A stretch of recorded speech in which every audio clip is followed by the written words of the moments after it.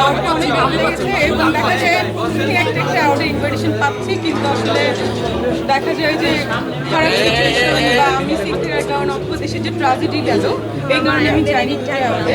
But আজকে এসেছি কারণ এই অ্যাওয়ার্ডটা আমি ডেডিকেট করতে চাই এই যারা স্টুডেন্ট মারা গেছেন তাদের জন্য। সো এটাই। আর অ্যাওয়ার্ড পেয়ে অবশ্যই ভালো লাগে, অনেক অনেক ভালো লাগে। আর অ্যাওয়ার্ড আমাকে ভালোবেসে ফেলেছে, মিডিয়ার সবাই আমাকে ভালোবেসে ফেলেছে অনেক আগে। সো আমি এতদিন পরে আবারও মিডিয়াতে আসলাম, 1 বছর হলো। মাঝখানে আমি অফ দিয়েছিলাম, মানে এই ভালোবাসা আসলে কিছু বলার নেই। আচ্ছা, শাড়িতে দেখা যাচ্ছে বিকজ আমার মনে হয় যে সব মানে একই অ্যাওয়ার্ড শাড়ি মানে ড্রেস হয়ে যাচ্ছিল, তো মনে হলো যে একটু ডিফারেন্ট লুক নিয়ে যাই, একটু শাড়ি পরলে কেমন লাগে।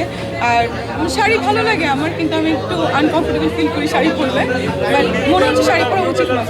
আজকে ভাই আমাকে বিবাহিত বানাই দিয়েন না, এতটুকু রিকোয়েস্ট। এতদিন বলেছেন বিয়ে নিয়ে সাসপেন্স, এখন আবার বললেন যে বিয়ে করে এসেছি।